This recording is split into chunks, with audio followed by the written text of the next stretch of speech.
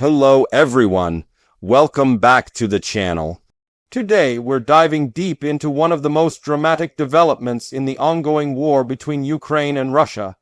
How Ukraine has managed to shatter what was once called Vladimir Putin's strategic corridor to Crimea. This story is not only about military movements, but also about logistics, symbolism, and the evolving balance of power in Eastern Europe. Since 2014, Crimea has stood at the center of Russia's ambitions. After its annexation, Putin's government poured money, manpower, and propaganda into solidifying control over the peninsula. It became the crown jewel of Russian expansionism and the anchor of Moscow's presence in the Black Sea. But as Ukraine's recent strikes and counter-offensive show, the very links that make Crimea so vital for Russia are also its greatest weakness. The so-called strategic corridor refers to the land and infrastructure that connect mainland Russia to Crimea through occupied territories in southern Ukraine. For years, Russia used this route to funnel troops, weapons, fuel, and supplies to support operations across the southern front. It also used it to showcase its control, moving trains and convoys over the massive Kerch Bridge, a structure that Putin personally inaugurated and hailed as an unbreakable bond between Russia and Crimea. That bridge, along with the network of roads and rail lines running through Melitopol, Berdyansk, and Mariupol, formed the spine of Russia's southern logistics. But Ukraine saw it as a target from the very beginning. Ukrainian intelligence and military planners knew that cutting or crippling this corridor would isolate Crimea, strain Russian forces, and undermine Moscow's confidence in its ability to hold occupied land. Over the past year, that plan has steadily come to life. Ukrainian long-range missiles, drones, and special operations have struck at the heart of Russia's southern infrastructure. Bridges, fuel depots, airfields, and rail hubs have been targeted in precision strikes. And now, after months of relentless pressure, Ukraine has managed to damage key points in this corridor so severely that Russia's logistical backbone to Crimea is effectively shattered. One of the most dramatic moments in this campaign came when Ukraine launched a devastating underwater attack on the Kerch Bridge. Using advanced sea drones packed with explosives, Ukraine managed to blow out sections of the bridge's understructure, rendering large parts of it unusable for military traffic. The explosion wasn't just physical, it sent shockwaves through the Kremlin. The bridge that once symbolized Russian dominance now stands as a reminder of vulnerability. The Kerch Bridge has been hit before, but this time the damage appears far more extensive. Engineers working for the Russian government have reportedly struggled to repair sections due to the depth and location of the damage. Satellite images have shown long backups and limited civilian traffic, while Russian military convoys have all but disappeared from the area. For Ukraine, this is a triumph of strategy, technology, and persistence. But the Kerch Bridge is only part of the story. Ukraine has also been targeting the land routes that run through southern Ukraine into Crimea, especially near the Chonhar and Sivash regions. These are the choke points that connect Crimea with the Kherson and Zaporizhia regions. In mid-2025, multiple precision strikes destroyed key bridges and rail lines there, effectively trapping Russian supply convoys and forcing them to rely on slower, riskier alternatives. By severing these arteries, Ukraine has made it exponentially harder for Russia to sustain its troops in southern Ukraine and on the peninsula itself. Every shipment of ammunition, every tank that needs fuel, and every ration pack now has to travel farther, through more dangerous terrain, and under constant threat of attack. For a military that depends on high volumes of supplies, this is a nightmare scenario. Ukraine's strikes haven't only been about cutting lines, they've also been about reshaping the battlefield. Over the past year, Ukraine's intelligence and drone operations have turned Crimea from a supposed safe zone into a contested space. Airfields have been hit repeatedly, destroying planes and helicopters. Radar systems and anti-aircraft batteries have been targeted with precision. Russian naval bases, once seen as untouchable, have suffered direct attacks from sea drones and missiles. The Black Sea Fleet, once Russia's proud maritime force, has been forced to retreat from key Crimean ports to safer waters farther east. Each of these actions feeds into a larger goal to make Crimea untenable as a Russian stronghold. By undermining the logistics and isolating the peninsula, Ukraine is not only reclaiming control of its territory, but also changing the strategic landscape of the war. Crimea is no longer a secure hub for Russian power projection. It's becoming a liability. For Russia, the situation is dire. The corridor to Crimea was central to its entire southern strategy.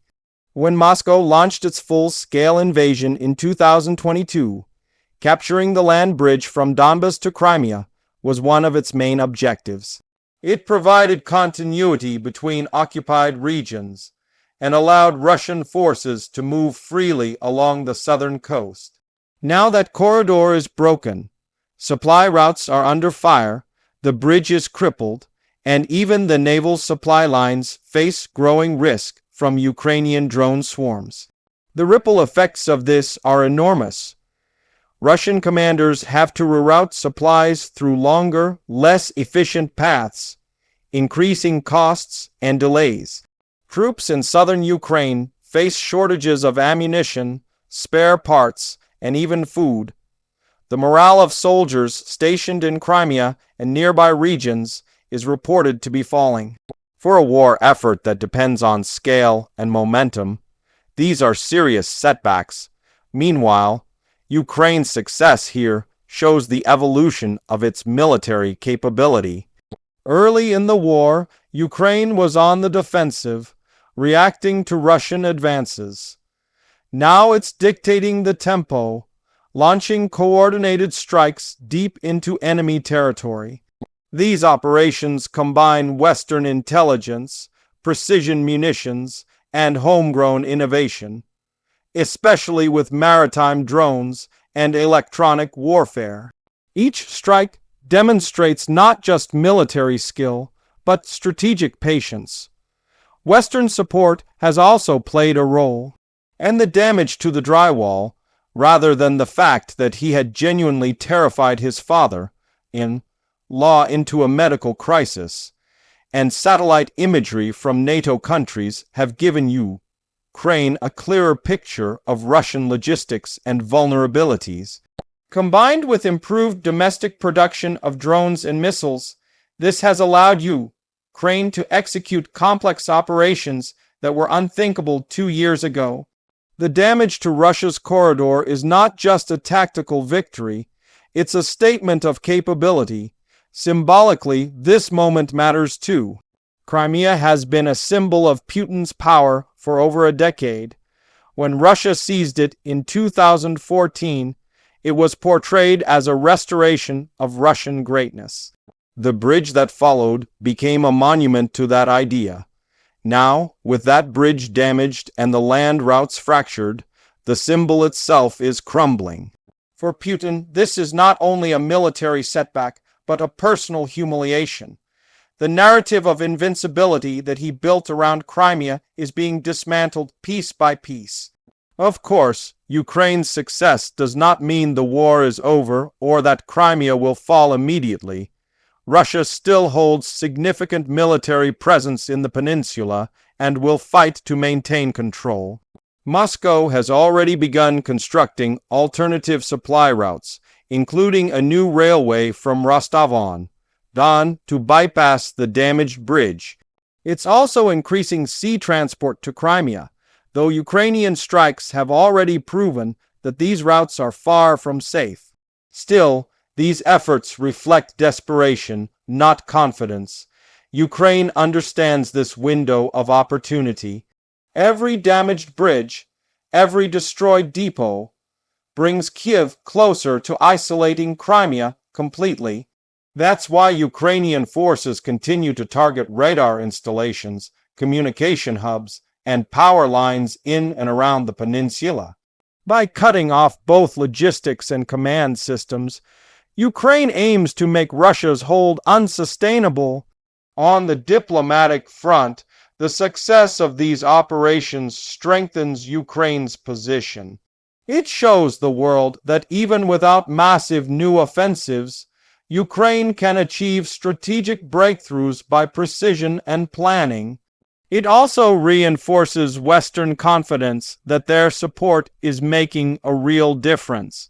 Each successful strike helps justify continued military aid and weakens arguments for negotiation on Russia's terms. For Russia, however, this is a dangerous turning point. If Crimea becomes isolated and hard to defend, the political cost of holding it may start outweighing its benefits. The Kremlin faces growing pressure domestically to show results. Russian state media tries to downplay the damage, calling it temporary disruptions, but the truth is harder to hide. Videos of explosions, satellite images of burning infrastructure, and growing reports of supply shortages tell a different story. Even pro-Kremlin military bloggers have begun expressing alarm about how exposed Crimea has become. The psychological impact of this cannot be overstated. Russia's propaganda once portrayed the corridor as permanent, a victory carved into history. Now that illusion is gone. Every Ukrainian strike sends a message not just to soldiers, but to civilians across Russia. The war is not going according to plan, and even Putin's most prized asset is vulnerable. At the same time, this development raises new challenges for Ukraine. Sustaining pressure on Crimea requires vast resources, continued Western backing, and technological superiority. Russia may retaliate with intensified missile barrages on Ukrainian cities or infrastructure. It may try to stretch Ukrainian defenses by launching new offensives in the east. Maintaining balance between offensive operations and homeland defense will be crucial for Kiev. Yet, the momentum is clearly shifting. Ukraine's ability to disrupt, damage, and dismantle the corridor demonstrates strategic maturity. It shows how a smaller nation, through intelligence, courage, and creativity, can outmaneuver a larger invader.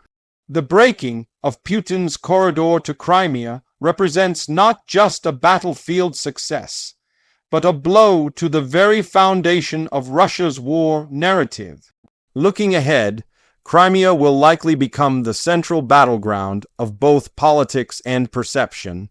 If Ukraine can continue to make it unlivable for Russian forces by denying supplies, crippling infrastructure, and isolating command centers, it may eventually force Russia into a strategic retreat or at least a negotiation from weakness.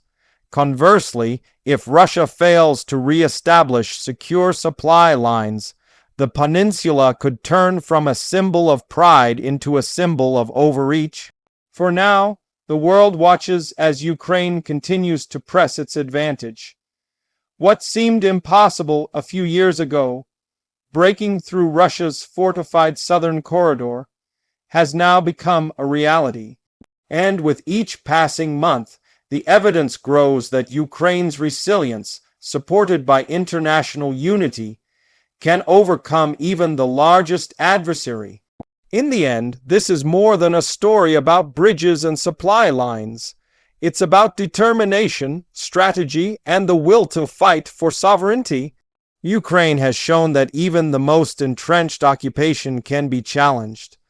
The corridor that once linked Russia to Crimea is breaking apart, and with it, a cornerstone of Putin's imperial vision. Thank you all for watching. If you found this analysis insightful, Don't forget to like, share, and subscribe. Your support helps us keep bringing you in-depth coverage of the world's most important stories.